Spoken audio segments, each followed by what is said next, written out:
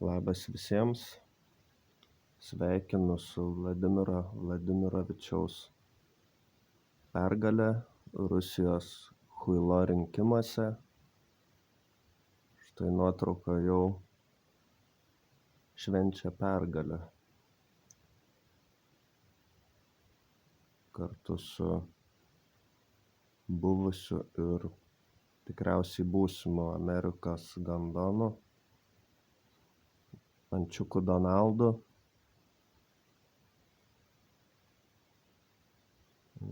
Perspektyvos nekokios, kalbant apie pasaulį, bet gyventi įdomu, ypač kai galime jaukiai šiltai sėdėti ir iš šalies stebėti, ar ne?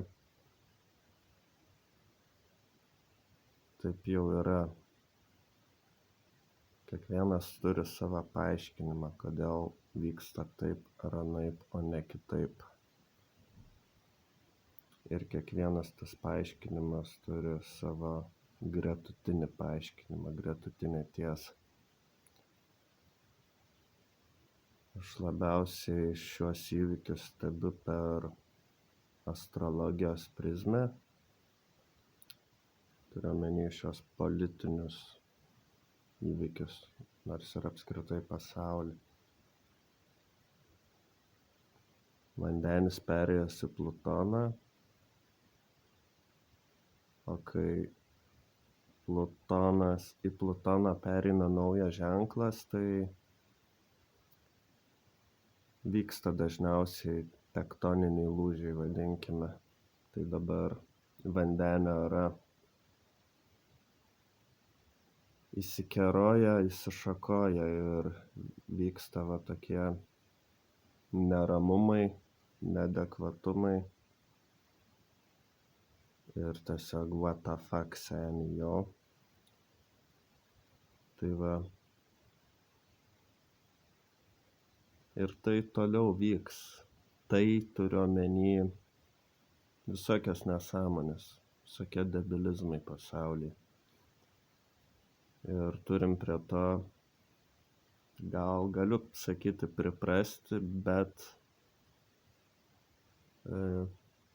nelaikyti to kaip kažkokias neišvengiamybės, dėl kurios negalime nieko pakeisti ir turime nuolankiai susitaikyti. Ne. Turim likti budrus savo proto šeimininkai, o ne vergai, ar tuo labiau kažkieno primesti vergai. Gėris prieš blogį pralaimi, kad ir kas tai. Aš sakau, kas man gėris, kas blogis. Tačiau kaip vatnikai sako, nėra viskas vienareikšmiška.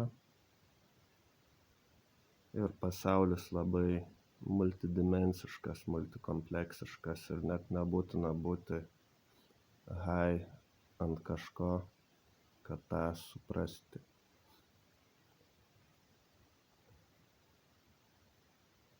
O kas bus, niekas nežinoma, kas bus.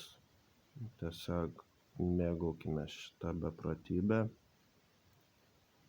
visu šito cirku, ar pavadink kaip nori, ir stebėsim, kas bus toliau.